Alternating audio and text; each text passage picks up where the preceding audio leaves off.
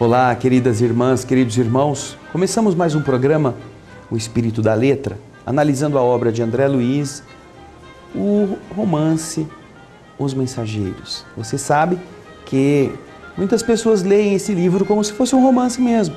Ele tem personagens, tem histórias, tem fatos, tem enredo, tem coisas que são instrutivas, prendem a atenção. Mas nós aprendemos que a leitura das obras de André Luiz pode ser feita num nível um pouco mais profundo, quando nós retiramos aquilo que está por detrás da letra, das palavras, para entender as revelações do mundo espiritual. E é o que nós estamos fazendo. Hoje estaremos no capítulo 24, conhecendo a prece de Ismália. Eles estavam naquele ambiente onde os mortos, ou quase mortos, mumificados, não é? Se encontravam adormecidos. E André Luiz, no capítulo anterior, tinha sido levado por Aniceto para, tanto ele quanto Vicente, testarem as suas capacidades de visualização, de penetração. Foram ver cada um doente e o André nos conta o caso daquela mulher que envenena o amante, depois o mata, leva para a linha de trem. Você lembra disso, não é? Quando o André então observa que aquela era uma infeliz, uma pobre coitada. Aí eles voltam para o centro onde estão os trabalhadores reunidos e agora vão fazer a oração. Então, pegue o livro, no capítulo 24, a prece de Ismália. Vamos ao texto e estaremos aprendendo muito com os ensinamentos que André Luiz nos dá. Vamos lá. Dentro de poucos instantes, reunimos-nos de novo ao grupo. O administrador fez um sinal luminoso em forma triangular e observei que todos os cooperadores se puseram de pé em atitude respeitosa. É o momento da oração no posto de socorro, disse Alfredo Gentil, como a nos dar esclarecimentos para aquele movimento. O sol desaparecera no firmamento, mas toda a cúpula celeste refletia-lhe o disco de ouro, os tons crepusculares, os tons do fim da tarde encheram as vizinhanças de maravilhosos efeitos, de luz e efeitos visuais, não é? Muito visíveis agora ao nosso olhar, porque Alfredo, sem que eu pudesse conhecer o motivo, também mandara apagar todas as luzes artificiais antes da oração. No centro dos pavilhões, a sombra se fizera, desse modo, muito intensa, mas o novo aspecto do firmamento, banhado em tonalidades sublimes, dava-nos a impressão da permanência em prodigioso palácio, em virtude do imenso teto azul iluminado que se via à distância. Fundamente impressionado, procurei avizinhar-me mais do pequeno grupo de companheiros. Do quadro de colaboradores do castelo, apenas algumas senhoras permaneciam junto de nós, como se estivessem fazendo honrosa companhia à nobre Ismália. Os demais, homens e mulheres, mantinham-se nos lugares de serviço que lhes eram próprios, não muito distante das criaturas mumificadas. Notei que, embora convocado a fazer a oração, Aniceto esquivou-se da chefia espiritual, alegando que, por direito, essa posição cabia à devotada esposa de Alfredo, Ismália. Ela, então, num gesto de indefinível delicadeza, começou a orar acompanhada por todos nós, em silêncio. Salientando-se, porém, que nós seguimos a sua rogativa frase por frase, atendendo às recomendações do nosso orientador, que aconselhou repetir em pensamento cada expressão, a fim de imprimir o máximo ritmo e harmonia ao verbo, ao som e à ideia numa só vibração. Veja que interessante. Esta recomendação do instrutor é a mesma que nós encontramos no capítulo 27 do Evangelho segundo o Espiritismo. Pedi e obtereis. Você, quando lê este capítulo, em determinado trecho, vai encontrar a explicação dos Espíritos que a prece feita em conjunto, ela ganha em dimensão como se fosse um grande grito de todos, como uma união de forças, uma união de pensamentos. Daí, quando estivermos orando em coletividade, será importante que nós acompanhemos cada frase, imprimindo em cada uma dessas ideias também a nossa marca, para que isto seja um uníssono, um único som. É o ensinamento de Aniceto ao André e ao Vicente, E eles então agora vão acompanhar a prece da Ismália. Vamos lá. Ela começou dizendo: Senhor, dignai-vos assistir os nossos humildes tutelados, enviando-nos a luz de vossas bênçãos santificantes. Aqui estamos, prontos para executar a vossa vontade, sinceramente dispostos a secundar os vossos altos desígnios. Conosco, Pai, reúnem-se os irmãos que ainda dormem, anestesiados pela negação espiritual a que se entregaram no mundo. Despertai-os, Senhor, se é de vossos desígnios sábios e misericordiosos. Despertai-os do sono doloroso e infeliz.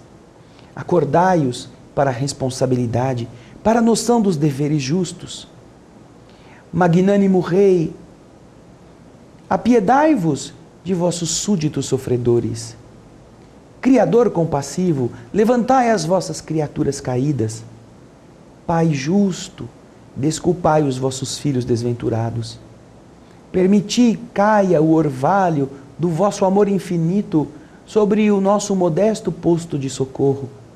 Seja feita a vossa vontade acima da nossa, mas, se possível, Senhor, deixai que os nossos doentes recebam um raio vivificante do sol da vossa bondade. A voz de Ismália penetrava o mais profundo do meu coração. Observando-a por um momento, reparei que a esposa de Alfredo se transfigurara. Luzes diamantinas irradiavam de todo o seu corpo, em particular do tórax, cujo âmago parecia conter uma lâmpada misteriosa e acesa. Em vista da ligeira pausa que Ismália imprimira à oração, observei os demais, verificando que o mesmo fenômeno se dava conosco, embora menos intensamente. Cada qual parecia ali apresentar uma expressão luminosa, gradativa. As senhoras que acompanhavam Ismália estavam quase iguais a ela, como se trajassem soberbos trajes radiosos, em que predominava a cor azul. Depois delas, em brilho, vinha a luz de aniceto, de um lilás surpreendente. Em seguida tínhamos Alfredo, cuja luz era de um verde suave e sugestivo, sem grande esplendor. Depois dele, vinham alguns servidores ostentando na fronte claridades sublimes, expressas em variadas cores. E logo após, Vicente e eu mostrávamos fraca luminosidade. Porém, isso nos enchia de intenso júbilo, intensa alegria, considerando que a maioria dos cooperadores em serviço apresentava o corpo obscuro, como acontece na esfera carnal. Com a voz pausada, Ismália prosseguiu. Mas nós vamos fazer isso daqui a pouquinho, no próximo bloco. Fique conosco.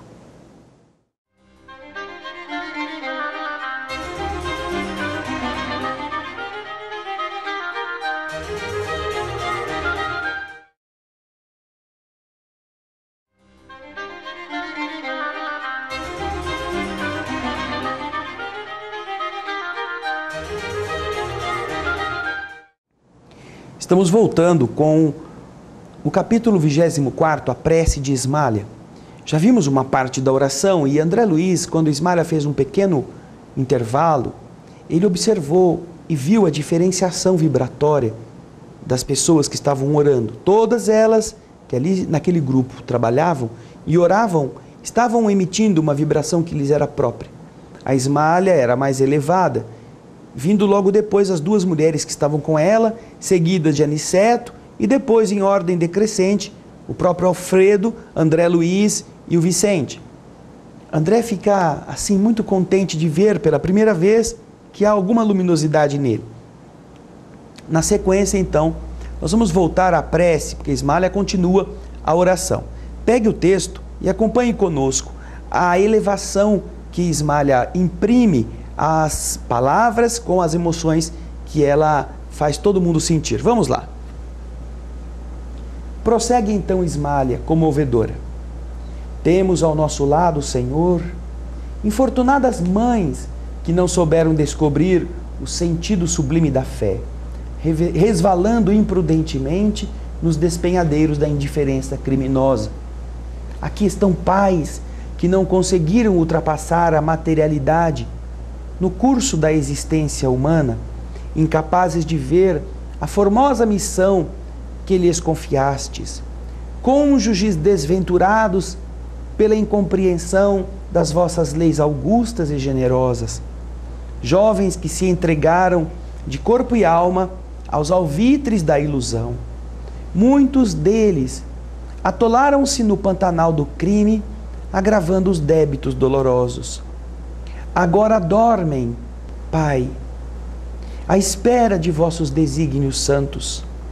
Sabemos, contudo, Senhor, que este sono não traduz repouso do pensamento. Quase todos os nossos asilados são vítimas de terríveis pesadelos, por terem esquecido, no mundo material, os vossos mandamentos de amor e sabedoria. Sob a imobilidade aparente, o espírito deles se movimenta entre aflições angustiosas que por vezes não podemos sondar. São eles, Pai, vossos filhos transviados e nossos companheiros de luta, necessitados de vossa mão paternal para o caminho. Quase todos se desviaram da estrada reta pelas sugestões da ignorância, que, como uma aranha gigantesca dos círculos carnais, tece os fios da miséria, enredando destinos e corações. Deprecando vossa misericórdia para eles, rogamos igualmente para nós a verdadeira noção da fraternidade universal. Ensinai-nos a transpor as fronteiras de separação, para que vejamos em cada infeliz o irmão necessitado do nosso entendimento. Ajudai-nos a compreensão, a fim de que venhamos a perder todo o impulso de acusação nas estradas da vida. Ensinai-nos a amar como Jesus nos amou. Também nós, Senhor, que aqui vos rogamos, fomos leprosos espirituais, cegos do entendimento, paralíticos da vontade, filhos pródigos do vosso amor. Também nós já dormimos em tempos idos nos postos de socorro da vossa misericórdia.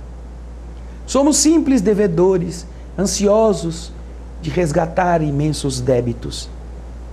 Sabemos que vossa bondade nunca falha e esperamos confiantes a bênção de vida e luz.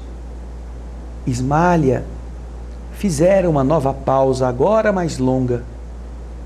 E André fala que, aproveitando, enxuguei os olhos umedecidos de pranto. Suave calor, todavia, invadia minha alma, e tão intensa era essa nova sensação de conforto, que interrompi a concentração em mim mesmo, a fim de olhar ao meu redor. Vocês observam como André está descobrindo as coisas, como ele se encanta com aquelas novidades, ao mesmo tempo em que ele está elevado no sentimento que Ismália está fazendo todos sentirem, ele também quer sentir e observar as realidades que estão à sua volta. É algo próprio daquele que, curioso, quer aprender com tudo.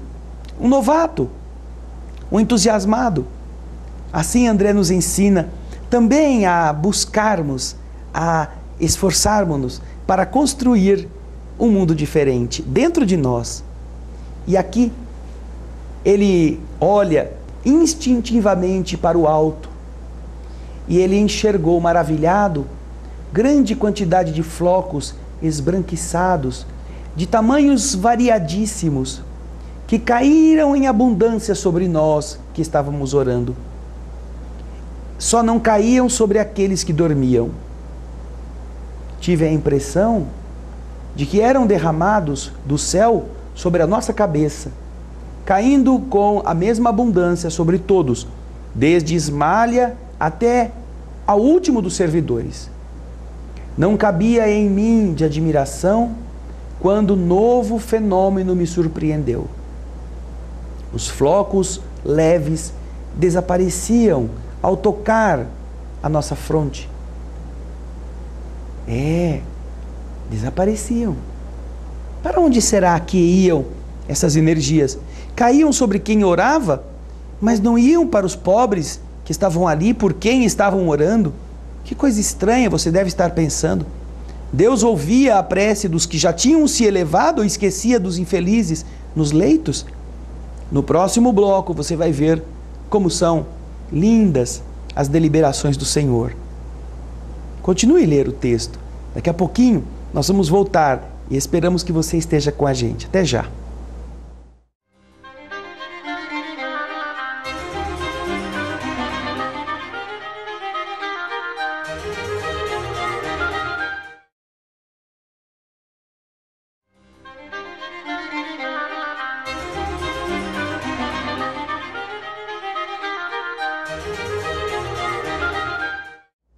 Estamos voltando com o capítulo 24 do livro Os Mensageiros, a prece de Ismália, e já vimos que ela elevou-se, ela fez todos elevarem-se, e André Luiz, encantado e emocionado com as exortações da emoção de Ismália, ele também quer ver o que está acontecendo à sua volta.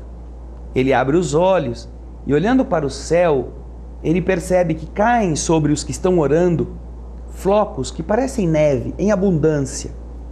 Caem sobre eles, os que estão rezando, mas não caem sobre os que estão nos leitos. E no último bloco nós falamos sobre isso. Por que será, não é? Por que os que rezam pedindo pelos infelizes recebem as dádivas, mas as dádivas não são transferidas aos pobres coitados porque eles estão rezando? Será? Vamos ver?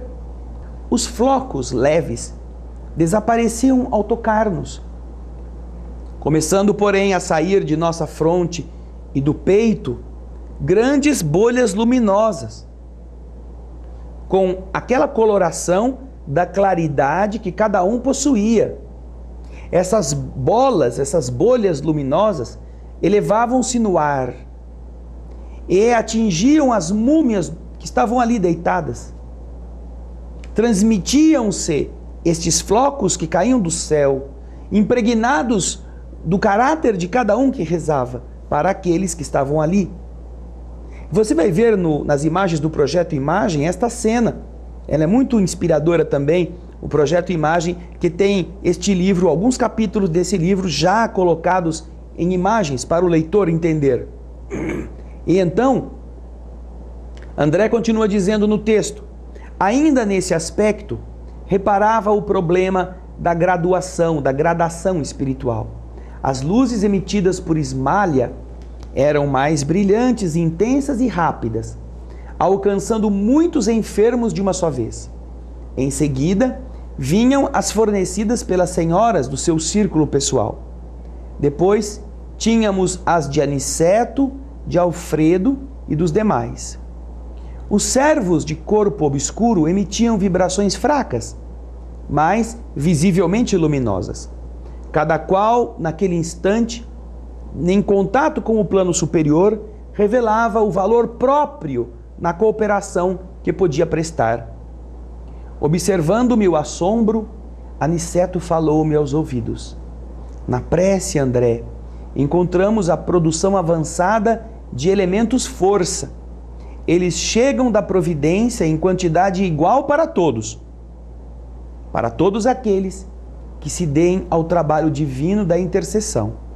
Mas cada espírito tem uma capacidade diferente para receber. Essa capacidade é conquista individual para a elevação de si mesmo. E como Deus socorre o homem pelo homem e atende a alma pela alma, cada um de nós somente poderá auxiliar os semelhantes e colaborar com o Senhor com as qualidades de elevação já conquistadas na vida. Lição importante. Quanto mais nobre você é, mais você tem poder de ajudar os outros. Quanto mais sacrifícios você aprendeu a vencer, mais a sua vibração se enobrece, mais você cresce espiritualmente e mais poder magnético você acumula.